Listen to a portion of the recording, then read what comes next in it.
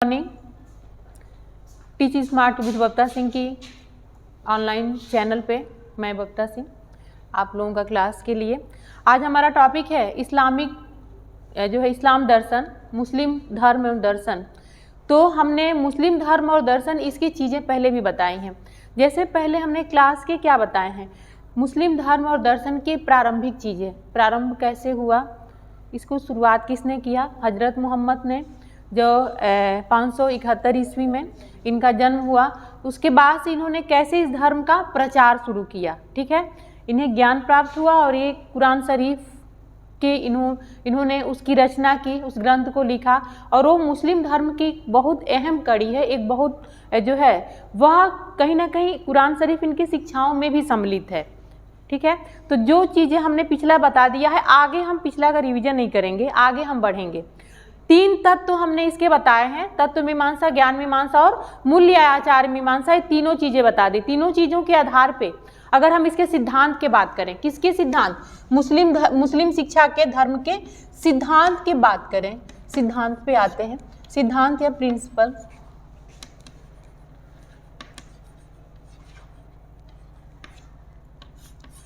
तो पहली बात इन्होंने क्या कहा था, इन्होंने कहा था कि अल्लाह या ईश्वर एक है। इसलिए सबसे पहली बात कि इनका जो सिद्धांत था, इनका जो तत्व था, वह एकेश्वरवादी सिद्धांत पर आधारित थे। पहले यानी एक ही ईश्वर को मानते हैं, एक ही अल्लाह को मानते हैं। दूसरी बात इन्होंने कहा था कि ये जो संसार है यह किसके द्वारा निर्मित है, ईश्वर द्वारा निर्मित है। तो ये संसार क्या है, संसार ईश्वर जिसको अल्लाह कहते थे, अल्लाह द्वारा निर्मित बनाया गया है। अल्लाह ने प्रत्येक आत्मा को किसने बनाया है, प्रत्येक जीव या आत्मा को किसने बनाया है, अल्लाह ने बनाया है, जिसमें मानव को भी ईश्वर ने ही बनाया है। और इसलिए उनकी रचना में सबसे श्रेष्ठ रचना कौन है, मानव, ठीक है। अल्लाह ने आत्मा की रचना की है और उसके बाद से सबसे श्रेष्ठ जो है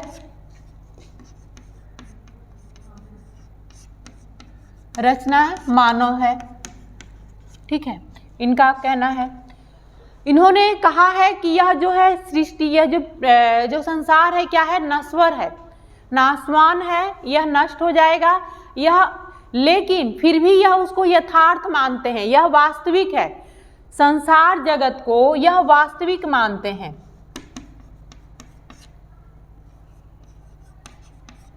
नश्वर है परंतु यथार्थ है संसार जगत। और आध्यात्म को क्या कहा है, अस्थाई, ठीक है। अध्यात्म क्या है, अस्थाई है, वह नाशवान नहीं है। जैसे कुरान शरीफ की जो है वह क्या है, अस्थाई है। वह आध्यात्मिक संसार ही क्या है, सदैव चलने वाला चीज है, सदैव चलती रहती है, वो कभी खत्म नहीं होगी। तो इन्होंने आध्यात्मिक जगत को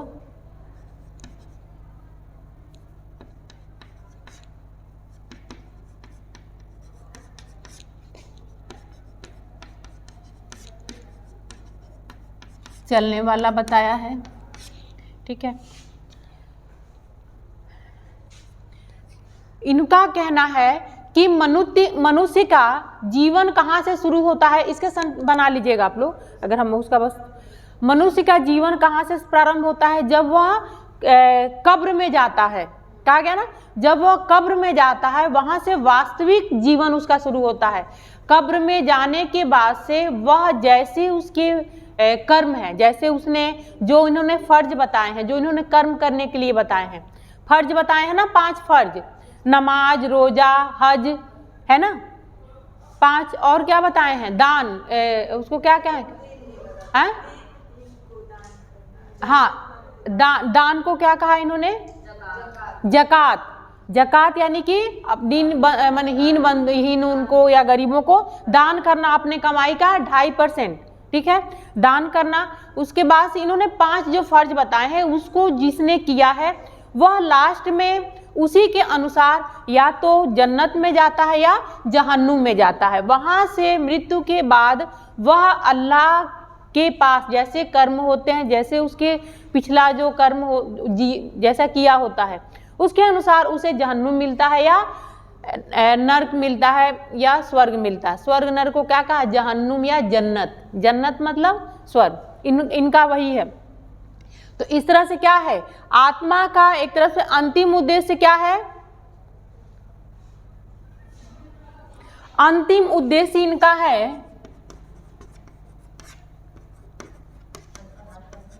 कभी खत्म ना होने वाला जीवन की शुरुआत।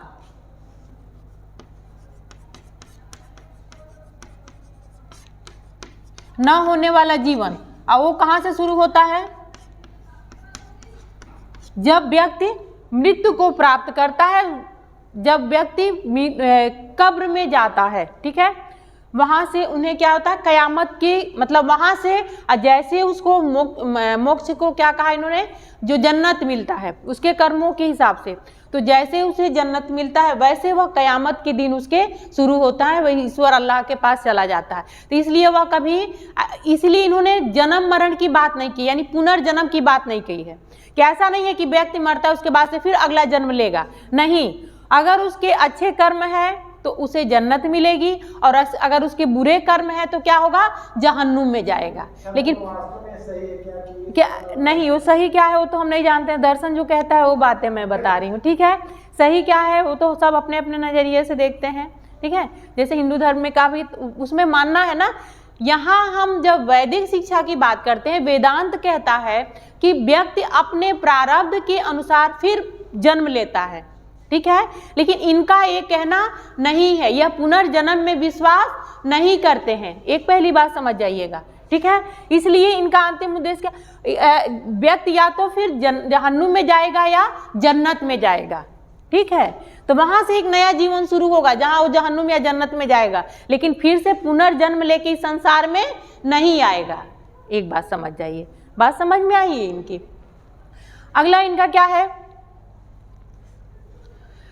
आत्मा को अल्लाह तक पहुंचने के लिए, यानी कि लास्ट में उसे जन्नत पाने के लिए क्या करना है? अल्लाह की इबादत करना है, उनके द्वारा बताए गए 5 फर्जों को पूरा करना है। तो अल्लाह तक पहुंचने के लिए क्या करना है? अल्लाह की इबादत, अल्लाह द्वारा दिए यानी कि ईश्वर द्वारा दिए गए संदेशों का पालन करना है, उनके द्वारा बताए गए रास्ते पे चलना है, ठीक है। तो अल्लाह तक पहुंचने के लिए क्या करना है? उनके द्वारा दिए गए रास्ता क्या है? ईश्वर इनका क्या दिया है? कुरान शरीफ, ठीक है ना, जो उसने कहा है कि हम अपने आप को समर्पित कर दीजिए, जैसे उसे कह रहा है वैसे उसके अनुसार कहे गए मार्ग पे चलिए। उनके जो धर्म में कहा गया है उनको, इसीलिए उनको शिक्षा में भी ये सम्मिलित करते हैं। शिक्षा में भी इनको सारा ज्ञान के साथ ही कुरान शरीफ के भी ज्ञान कराना जरूरी है, वही आध्यात्म शिक्षा है, ठीक है। भौतिक और आध्यात्मिक दोनों शिक्षा की बात करते हैं। क्या कहते हैं? भौतिक और आध्यात्मिक।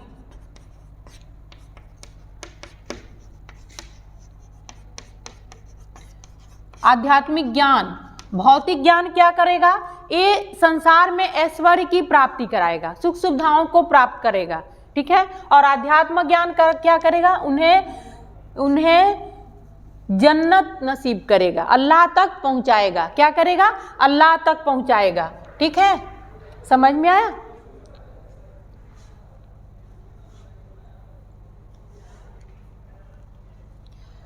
यानी कि यह जो है पुनर्जन्म को नहीं मानते हैं, अल्लाह तक पहुंचने, लास्ट जीवन का उद्देश्य क्या है? अल्लाह तक पहुंचना, ईश्वर तक पहुंचना, जन्नत तक पहुंचना, वही इनका लास्ट उद्देश्य है। और सांसारिक जीवन क्या है? भौतिक संसार। भौतिक संसार क्यों जरूरी है? क्योंकि हमें उन सुख सुविधाओं की भी बात करते हैं कि हमें सुखपूर्वक जीवन जीने के लिए इंद्रियों का प्रशिक्षण व भौतिक संसाधनों की आवश्यकता है, भौतिक संसार की आवश्यकता है, क्योंकि यहाँ पे सुखपूर्वक हमें जीना है। इसलिए भौतिक संसार की आवश्यकता है। तो इस जीवन को सुखी बनाने के लिए हमारा भौतिक प्रशिक्षण जरूरी है, यानी विषयों का ज्ञान और सब चीज़ों का प्रशिक्षण, ठीक है। और आध्यात्मिक यानी कि अल्लाह तक पहुंचने के लिए आध्यात्मिक ज्ञान जरूरी है, ठीक है। इसीलिए इन्होंने ज्ञान में, शिक्षाओं में इनके वो सारी चीज़ें हैं, नमाज, ज़कात और रोज़ा, हज यात्रा, ये सारी चीज़ें उसमें आवश्यक बताया है, वो शिक्षा में भी है, ठीक है। यह क्या करते हैं, कुरान में विश्वास करते हैं और अंतिम उद्देश्य पहुंचने के लिए क्या करना है, कुरान का अध्ययन करना, का ज्ञान करना है, ठीक है। कुरान शरीफ के ज्ञान करना है, उसे जानकारी प्राप्त होना जरूरी है, ठीक। ये हो गया सिद्धांत। अब इन्होंने एजुकेशन के बारे में क्या कहा, शिक्षा के बारे में क्या कहा है।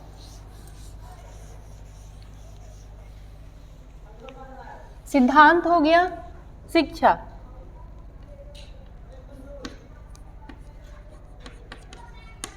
शिक्षा का अर्थ क्या बताया है। अगर हम मीनिंग देखें तो इन्होंने मीनिंग में, शिक्षा का मीनिंग जो है वह कहा है, कुरान शरीफ क्या कहता है, कुरान का कहना है, कुरान मतलब कि ज्ञान, कुरान मतलब कि हमारे ज्ञान का जो है ज्ञान बढ़ाए। कुरान मतलब कि हमारे अज्ञान, यानी शिक्षा का मतलब है, कुरान इनको क्या कहता है कि उनके संदेशों को मानेंगे तो आप यानी जीवन में के लास्ट उद्देश्य तक पहुंच पाएंगे, यानी जीवन का अंतिम उद्देश्य आप प्राप्त कर पाएंगे। इसलिए कुरान का ज्ञान होना जरूरी है। और उसको ज्ञान होना नहीं, शिक्षा क्या करता है, इनके अज्ञान रूपी अंधकार को दूर करता है। मुस्लिम शिक्षा का कहना है, मुस्लिम शिक्षा में जो शिक्षा का मतलब है कि एक प्रकाश पुंज, कुरान क्या करता है, मोहम्मद साहब को कुरान का जैसे ज्ञान हुआ, उनका प्रकाश पुंज, उनके यानी एक प्रकाश अंतर्दृष्टि उनकी जागृत हुई, ठीक है, उन्हें ज्ञान प्राप्त हुआ, इसलिए वह अल्लाह को प्यारे हुए, ठीक। तो इनका ज्ञान क्या करेगा, इनको अंधकार रूपी जो है अंधकार को दूर करेगा और एक प्रकाश भरेगा जीवन में, ठीक है। शिक्षा का मीनिंग क्या इन्होंने बताया, अंधकार को दूर करना, जो हमारे जीवन के अंधकार को दूर करे और जीवन में प्रकाश पुंज का प्रकाश का एक तरह से पुंज कह सकते हैं, प्रकाश का पुंज प्रकाशित करे, किसमें, जीवन में। इस तरह से शिक्षा की जो मीनिंग इन्होंने बताया है कि शिक्षा एक प्रकाश पुंज है जो अज्ञानता रूपी अंधकार को दूर करता है। क्या कहा है, शिक्षा एक प्रकाश पुंज है जो अज्ञानता रूपी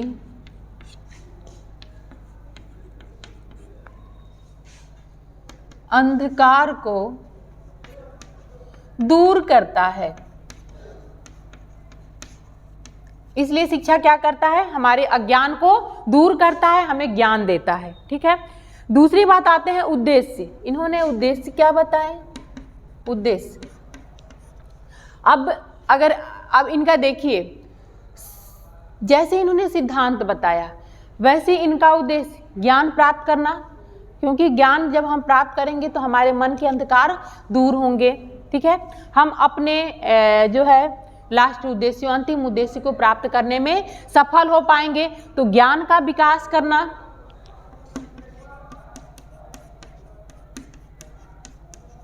विकास, अब विकास के साथ प्रसार भी करना, क्योंकि इनका मुख्य उद्देश्य क्या था, अपने धर्म का प्रचार करना, ठीक है। शिक्षा के माध्यम से इस्लाम धर्म का प्रसार करना।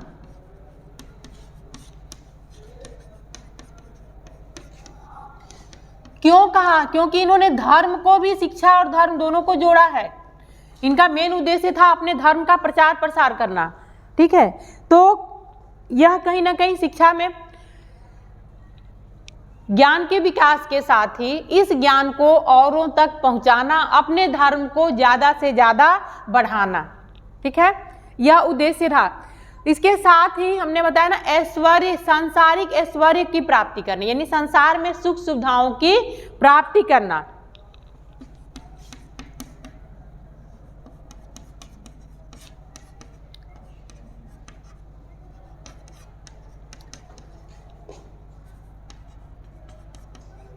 की प्राप्ति। इन्होंने कहा है ना एक बात कि कुरान शरीफ क्या करता है कि हमें जो है भाईचारा, आपसी प्रेम जो है सौहार्द बढ़ाने का कार्य करता है। तो कहीं ना कहीं नैतिक और चारित्रिक विकास, क्योंकि इन्होंने नैतिकता की भी बात की है,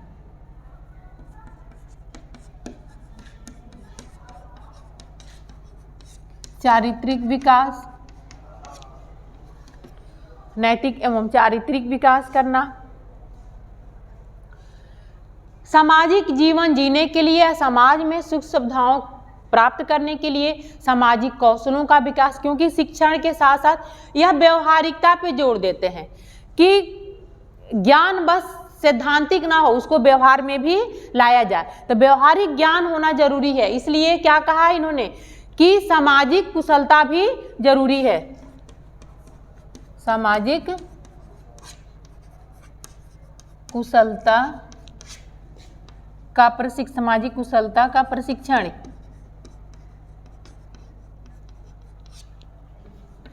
कह सकते हैं, ठीक है। और मेन इनका उद्देश्य था अपने धर्म को सबसे ज्यादा आगे बढ़ाना, अपने धर्म को श्रेष्ठ ठहराना, ताकि सब लोग उसको अपना सके, ठीक है। हाँ, अपने धर्म को श्रेष्ठ ठहराना,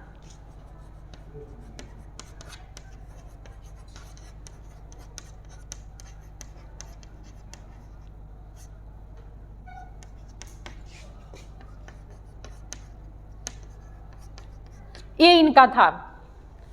कुछ ऐसे हैं कि जो अपने अपने धर्म को ही श्रेष्ठ समझते हैं, ठीक है, उनका मानना है। जबकि कम्युनिटी के थोड़ा हाँ कुल ऐसे मतलब है, अलग अलग कम्युनिटी में अलग अलग तरह की विशेषताएं हैं, ठीक है। ये इनके अंदर कूट कूट के भरा हुआ होता है। तो ये लोग अपने धर्म को ही ज़्यादा समझते हैं, यानी कि बहुत ज़्यादा प्राथमिकता देते हैं, ठीक है। तो ये हो गया इनके उद्देश्य। शिक्षा में इनके क्या उद्देश्य, धर्म का, इस दर्शन का क्या उद्देश्य है। अब अगला पाठ्यक्रम इनके क्या है। अभी हमने बताया था कि अगर पाठ्यक्रम की बात करें, इसको हटाएं, अगर हम पाठ्यक्रम की बात करें तो पाठ्यक्रम में इन्होंने भौतिक और आध्यात्मिक दोनों की बात कही। पाठ्यक्रम, करिकुलम, भौतिक एवं आध्यात्मिक,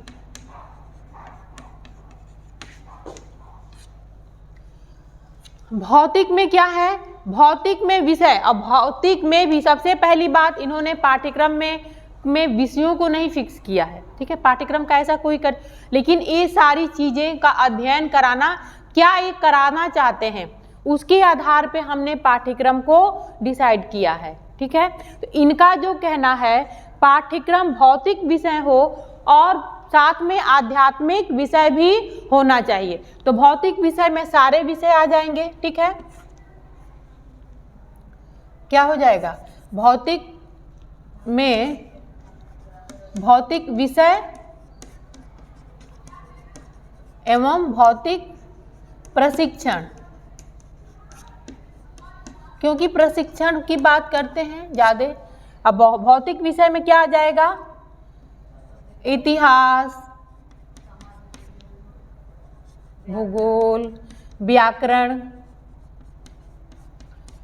गणित, भाषा, जो इन्होंने अरबी वगैरह, अरबी ये किस भाषा में थे, अरबी और फारसी, अपने भाषा को बढ़ावा दिया, ये भी उद्देश्य में आ जाएगा। अपनी भाषा, अपनी संस्कृतियों का प्रचार करना, बढ़ावा देते हैं ये। हाँ, और एक नई चीजें यहाँ पे उत्पन्न हुई, एक नई चीजें यहाँ उत्पन्न हुई, उर्दू भाषा का शुरुआत हुआ। मुस्लिम शिक्षा पद्धति ने उर्दू भाषा की शुरुआत की, जो अरबी और हिंदी, फारसी और हिंदी के वर्ड मिला के एक नया भाषा उत्पन्न हुआ ना, उर्दू भाषा। इसलिए उर्दू भाषा है, लिपि नहीं है, ठीक है। गणित, ये सारे जो भी विषय हैं, भौतिक विषय, ठीक है ना, ये सारे विषय जो सांसारिक विषय हैं, चिकित्सा, कृषि, ये सारे विषय।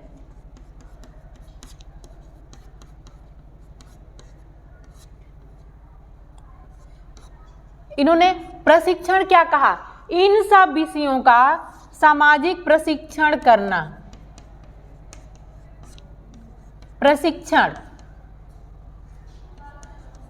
व्यवहारिक कुशलता हासिल करना,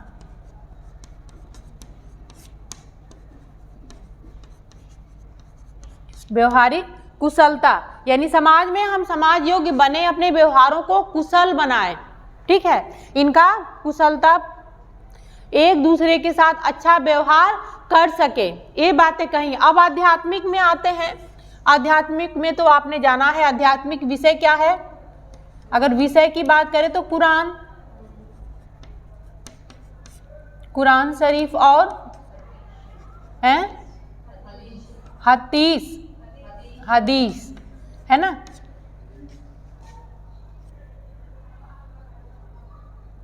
और प्रशिक्षण की बात करें तो कुरान शरीफ के द्वारा दिए गए आयतों का प्रशिक्षण, कुरान शरीफ द्वारा दिए गए ज्ञान को, उनके जो 5 जो फर्ज है उनको पूरा करना। ठीक है, तो क्या करना, उनके जो कुरान शरीफ द्वारा जो बताए गए हैं, इनके ये जो फर्ज बताए गए हैं ना, उनको पूरा करना। क्या? रोजा, नमाज, ज़कात, कलमा और हज। ये जो बात की है इनका, यानी कि इनके कुरान शरीफ की बातों को प्रशिक्षण की बात करेंगे तो उनको अपने अंदर लाना, उन पे अमल करना, उनको व्यवहार में लाना ही यह क्या है, इनका प्रशिक्षण है। इस तरह से इनका भौतिक और आध्यात्मिक, भौतिक विषय काहे लिए क्यों है? इस संसार में सुख समृद्धि यानी सुखपूर्वक जीवन जीने के लिए। और आध्यात्मिक क्या है? जो यानी कि व्यक्ति की अल्लाह यानी जन्नत को पाने के लिए, अल्लाह तक पहुंचने के लिए, जीवन के लास्ट अंतिम उद्देश्य को प्राप्त करने के लिए। आध्यात्मिक जगत इन्होंने कहा है ना कि स्थिर है, कभी ना समाप्त होने वाला है। और ये क्या है? भौतिक संसार क्या है? नश्वर है, ये समाप्त हो जाएगा। बल्कि यथार्थ मानते हैं, वास्तव है। ये नहीं कहते हैं कि ये झूठ है या सत्य है या क्षणिक, ऐसा नहीं कहते हैं। ये वास्तविक है, लेकिन कह सकते हैं स्थिर नहीं है।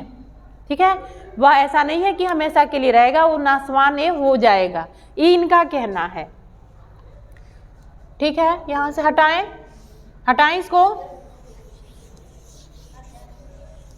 हाँ, आध्यात्मिक में वही उनके सारे कुरान शरीफ की आयतों को, उनके द्वारा कुरान शरीफ द्वारा दिए गए ज्ञान को का पालन करना। ठीक है, ठीक है, समझ में आया है कुछ? अब विधियां, शिक्षण विधियां हम देखते हैं।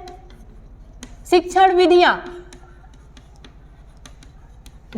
विधियां में सबसे पहली बात इन्होंने देखिएगा, इनकी शिक्षण संस्थाएं क्या थी? मकतब और मदरसा थी। क्या थी शिक्षण संस्थाएं? मकतब और मदरसा। जितने भी मदरसे थे, जितने भी सब मस्जिदों से जुड़े हुए थे, और जो वहाँ के मौलवी होते थे, जो वहाँ के पुजारी, वही उनके शिक्षक होते थे। पता है ना आपको, मुस्लिम शिक्षा पद्धति पढ़ा है आपने। तो यहाँ पे मकतब में जब ये प्रवेश करते थे, मकतब का मतलब ही होता है कि उनके द्वारा दिए गए चीज़ों का उच्चारण दोहराते थे। दोहराना कहा गया ना, वो जो पढ़ते थे उनको ये दोहराते थे, तो अनुकरण विधि का प्रयोग करते थे।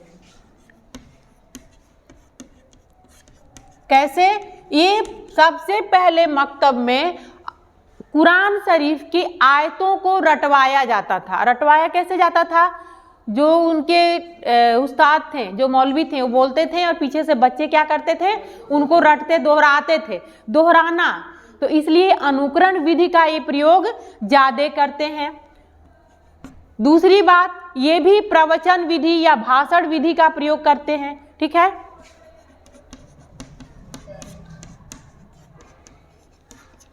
भाषण विधि का प्रयोग करते हैं।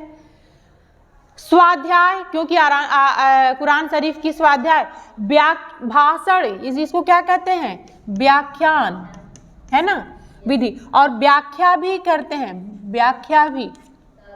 ठीक है, किसी भी ऐसे उनकी आयतों का या उनके द्वारा शिक्षाओं को क्या करना, उस पर तर्क देना, उस पर अपने और विचार देना, उसको विस्तृत करना। तर्क विधि, तर्क देना, विचार देना, उनको जो है उस पर अपने तमाम तरह की विचारों को देना, ठीक है, तमाम विचार देना, या उनके कुरान शरीफ की आयतों को और स्पष्ट करना, उसके बारे में ज्ञान कराना कि आयतें हैं क्या, उसमें क्या कहा गया है। तो इनका एक और बात है, कहते हैं कि रटना ही नहीं, रटवाया तो जाता था, उसका ज्ञान प्राप्त करना जरूरी है, ठीक है, तो उसके बारे में जानना भी जरूरी है, सिर्फ रट लेने से काम नहीं चलता। लेकिन शुरुआती इनकी शिक्षण जो है वह किससे होता था, जो प्राथमिक शिक्षा, मकतब क्या था, प्राथमिक शिक्षा थे, प्रारंभिक शिक्षण संस्थाएं थी, वहां पे इन अक्षरों का ज्ञान, उनके आयतों को रटवाना वहीं से शुरू होता था। उनके भी संस्कार होते थे, बिस्मिल्लाह संस्कार किस लिए होते थे, शिक्षण संस्थानों में प्रवेश के लिए। इस पे कुरान की जो है कलमा पढ़ा जाता था, ठीक है, और उनकी आयतों के साथ उस बिस्मिल्लाह संस्कार होता था। तो यह संस्कार यानी कि उनकी पहले वो बस उनकी उच्चारण करते थे, कह सकते हैं ना, उसको उच्चारण करते थे, बाद में उच्च शिक्षा, बाद में उसके अर्थों को उसको समझते थे, ठीक है। तो तर्क विधि का प्रयोग कहाँ किया जाता था, मदरसों में। मदरसा क्या थे, उच्च शिक्षण संस्थान थे। अभी हम आगे उसको बताएंगे शिक्षण संस्थानों में। चलिए अब इस तरह से, और दूसरा प्रदर्शन विधि, प्रयोग विधि का भी प्रयोग करते थे ये, ठीक है। प्रदर्शन विधि, इसमें देखिएगा आप कि मुस्लिम शिक्षा दर्शन में हम पढ़ते हैं एक नई विधि आई, कक्षा नायकी पद्धति। कक्षा नायकी पद्धति कहीं ना कहीं ये प्रदर्शन विधि था। कक्षा नायकी पद्धति जो होता था मुस्लिम काल में ज़्यादा विकसित हुआ, क्योंकि इनके जो उस्ताद थे, इनके जो मौलवी थे, वह क्या करते थे, अपने छात्रों को लगा देते थे पढ़ाने के लिए। तो कक्षा के जो सबसे श्रेष्ठ बच्चा होता था, जो सबसे ज़्यादा जानकार बच्चा होता था, उसको नायक बना देते थे और उसके द्वारा शिक्षण कार्य करवाते थे, ठीक है। तो एक तो उनको आराम मिल जाता था, उनको समय मिलता था आराम करने के लिए, और दूसरी बात वह बच्चा ट्रेंड होता था पढ़ाने के लिए, प्रशिक्षण लेता था, ठीक, समझ में आ रहा है। तो वो प्रशिक्षण भी ले रहा है। इसका जो है मुस्लिम काल में इसका सबसे ज़्यादा प्रयोग किया गया है, कक्षा नायकी पद्धति का प्रयोग अगर देखा जाए।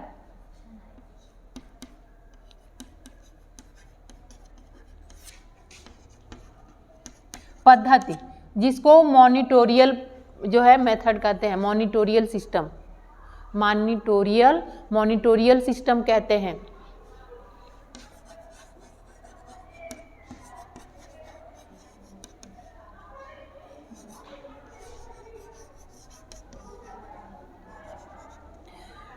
पढ़ा होगा आपने, आगे पढ़ेंगे भी है, इस पर बहुत ज़्यादा आगे। तो बस ये समझिए कि मुस्लिम शिक्षा दर्शन में शिक्षण विधियों में ज़्यादातर मौखिक विधि का प्रयोग किया जाता था। और एक और चीज़ भी बहुत फोकस था, राइटिंग, लिखने का, पढ़ा होगा आपने। यह लिखने का, सुलेख और सुंदर लिखने का इनको अभ्यास कराया जाता था। सुंदर लिखने, लेखनी इनको सुधारा जाता था, तो इसका अभ्यास कराया जाता था। तो इस तरह से देखा जाए तो मौखिक विधि, अनुकरण विधि, भाषण विधि या तर्क विधि, प्रदर्शन करके दिखाना या सीखना, इन सारी विधियों का प्रयोग होता था, ठीक, क्लियर हो गया। चलिए अगला हम देखें। अभी हमने बताया ना कि यहाँ पे शिक्षक क्या होते थे। शिक्षक की बात करें, शिक्षक अगर और छात्र, शिक्षक क्या होते थे, शिक्षक को उस्ताद कहते थे। यह शिक्षण संस्थाएं इनके क्या होते थे, मकतब और मदरसा।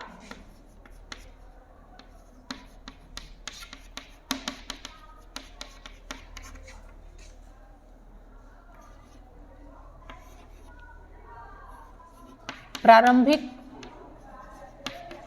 शिक्षा, मकतब और उच्च शिक्षा शिक्षण जो संस्थाएं थी वो क्या थे? मदरसा,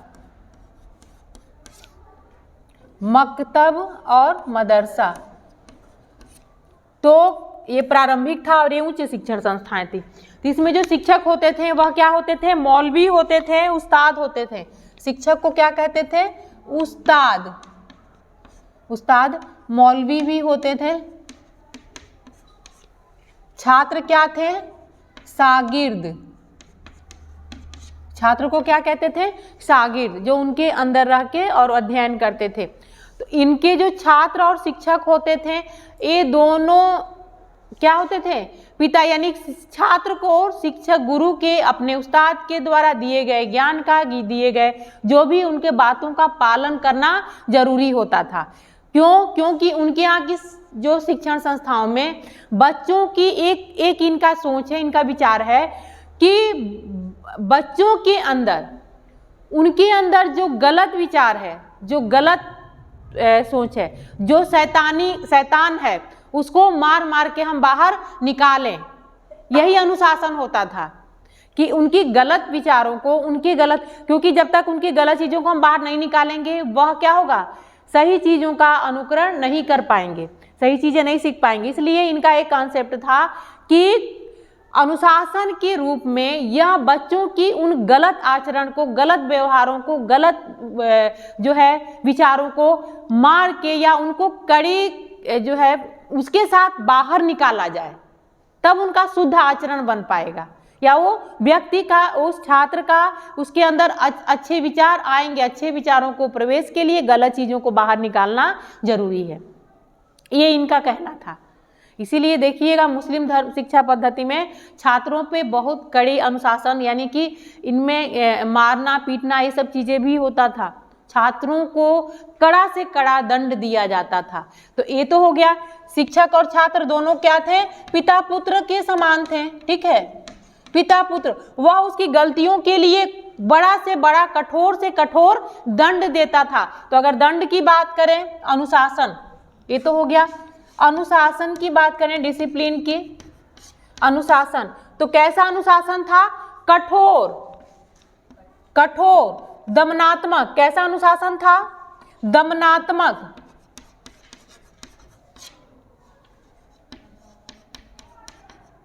अनुशासन, कठोर अनुशासन था, दमनात्मक। दमनात्मक का मतलब ही होता है उनकी गलत चीजों को दमन कर दिया जाए, अंदर से समाप्त कर दिया जाए, उसको दबा दिया जाए। समझ में आया?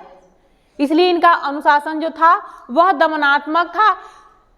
अनुशासन में इनका क्या था कि कुरान शरीफ की हजरत मोहम्मद साहब के द्वारा दिए गए ज्ञान को, उसी पर चलना, उनके मार्ग, बताए गए मार्ग का अनुकरण करना। ठीक है, अपने को जैसे जैसे बताया वैसे वैसे संयम बरतना, व्यवहारिक कुशलता, व्यवहार, शुद्ध आचरण करना, इन सारे नियमों का पालन करना ही अनुशासन था। और जो नहीं करता है उसके जो है कठोर से कठोर दंड दिया जाता था। इसलिए दमनात्मक अनुशासन का प्रयोग, और कहीं नहीं, मुस्लिम शिक्षा पद्धति में ही दमनात्मक अनुशासन का प्रयोग किया गया है। एक बात ध्यान रखिएगा। ठीक है, यहां तक समझ में आया? विद्यालय समझ में आ गया। अब कुछ शिक्षा के अन्य पहलू थे, समझ में आ गया। विद्यालय, शिक्षण संस्थाएं हमने बताया। प्रारंभिक शिक्षा मकतब होता था, उच्च शिक्षा मदरसा होता था। इनकी शिक्षण संस्थानों में शिक्षक क्या होते? उस्ताद, मौलवी भी होते थे, जो इनके मस्जिदों से जुड़ा होता था। वहाँ वो शिक्षा भी देने का कार्य करते थे और अपने धर्म का प्रसार भी करते थे। दोनों मकसद था उनका।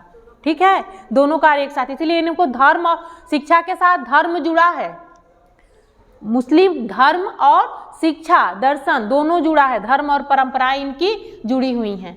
ठीक है, अगला कुछ और पक्ष थे जिसे शिक्षा के अन्य पहलुओं की बात करें तो अन्य पहलू में क्या हम हो जाएंगे?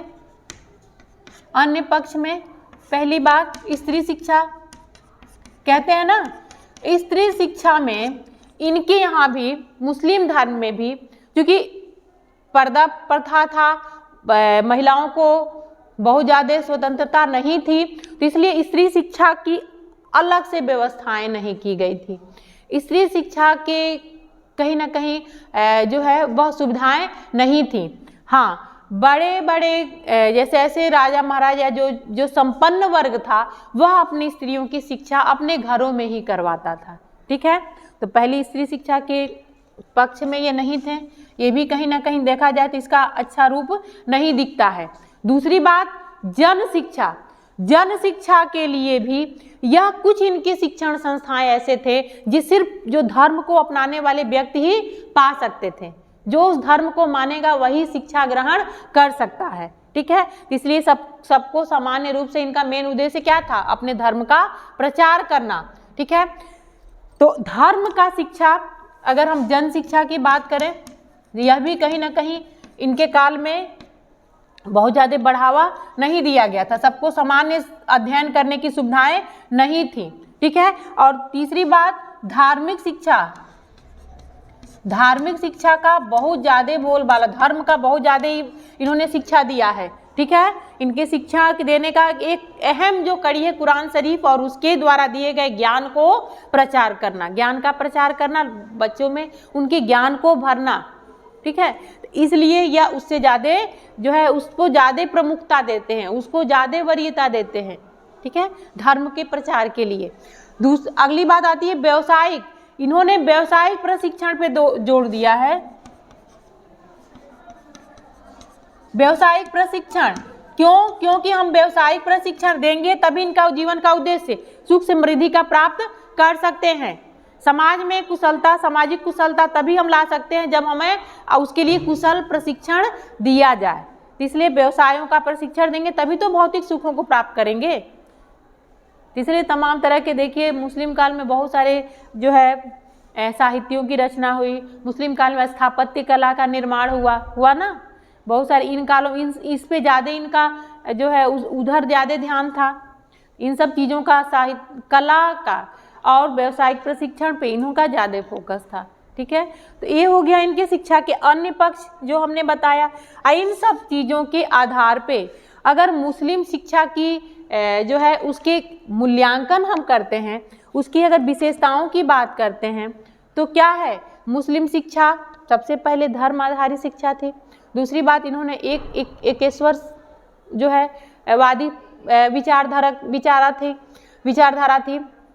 निःशुल्क शिक्षा की बात करते हैं क्योंकि इनकी शिक्षा पे जो है इनके काल में शिक्षा देने का कार्य या व्यवस्था करने का कौन कार्य करता था, राज्य द्वारा किया जाता था, राज्य द्वारा, इसलिए उस पर वो खर्च भी करते थे अपना दे के, इसलिए निःशुल्क, उसके लिए कोई शुल्क नहीं ली जाती थी। इनका धर्म का प्रचार करना था तो ज़्यादा से ज़्यादा लोगों को अपने शिक्षा के प्रति आकर्षित करना था, उधर खींचना था। इनका शिक्षा के उद्देश्य भौतिक और आध्यात्मिक दोनों है, तो विस्तृत उद्देश्य है। इनके पाठ्यक्रम भी भौतिक और आध्यात्मिक दोनों को अध्ययन कराते हैं। विस्तृत इनकी एक नया पद्धति की शुरुआत की, कक्षा नायकी पद्धति का। ठीक है, इनके काल में हुआ, जो कहीं ना कहीं शिक्षण प्रशिक्षण कार्यक्रम की एक तरह से शिक्षक प्रशिक्षक की शुरुआत थी, शिक्षकों के प्रशिक्षण का शुरुआत एक तरह देखा जाए तो हुआ। ठीक है, यह धार्मिक प्रभाव इनका ज़्यादा रहा। पहली बात, इन्होंने राज्य के हाथ में, अभी तक आपने देखा ना शिक्षा राज्य के हाथ में नहीं था, मुस्लिम काल में एक नया प्रचलन शुरू हुआ, जो शिक्षा की व्यवस्था थी कौन करता था, राज्य करता था। ठीक है, इनके धर्म और संस्कृति का प्रचार प्रसार किया गया, लेकिन इसके बहुत सारे डीमेरिट्स हैं।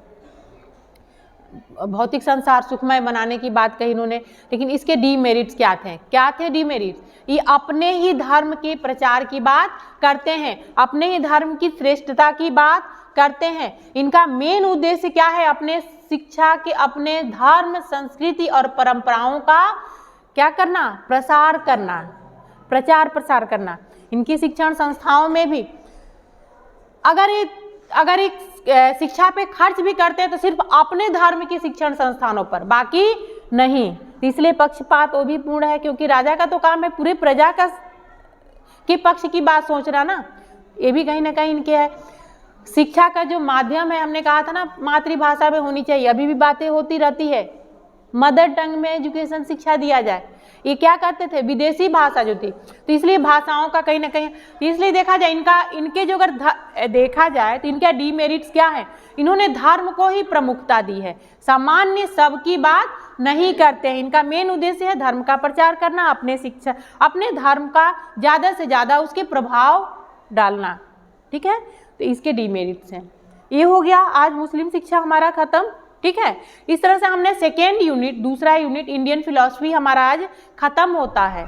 यहाँ पे तीसरे यूनिट की तरफ आगे हम बढ़ेंगे, जहाँ पे सोशियोलॉजी हम पढ़ेंगे, समाजशास्त्र, ठीक है, शिक्षा में समाजशास्त्र।